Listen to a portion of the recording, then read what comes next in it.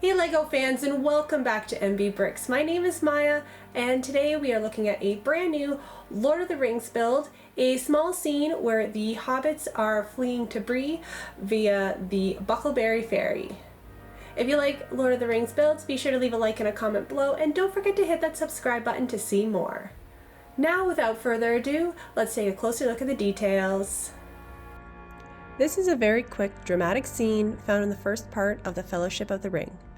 I've actually completed the scene right before this as well, when the Hobbits first encounter the Dark Rider. As the sun sets in the story, the scene becomes quite dark and harder to see the rider coming. This is why I've chosen the darker color tones for this build to really capture the scene.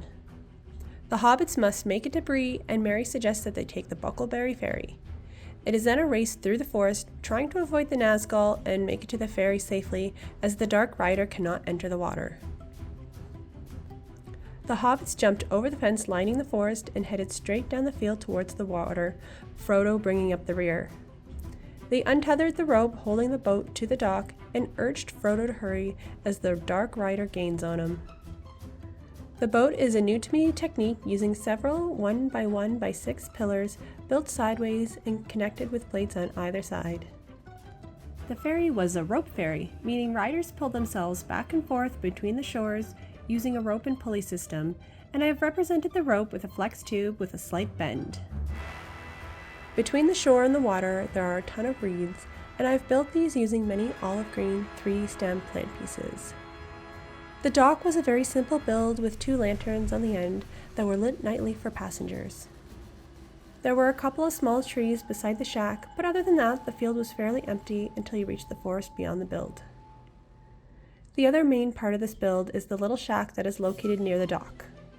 I would assume this belonged to whoever ran the ferry service originally, and maybe is still lived in by whoever lights the lanterns at night. There isn't much to this small building, but we can note a tall chimney as well as a wonky roof. The rest of the scene is mostly a large field with a single overgrown path leading down to the dock. I placed one more larger tree in this left-hand corner to balance out the build and show the beginning of the forest.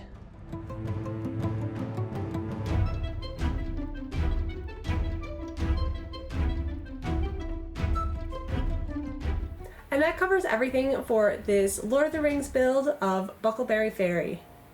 Although this was a smaller build, I do think there are some fun details and cool build techniques within this mock.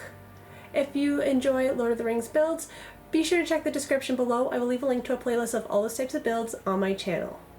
If you haven't already, please do subscribe as it does help out this channel a lot. Thanks so much for checking out this video today, guys, and until next time, keep on building.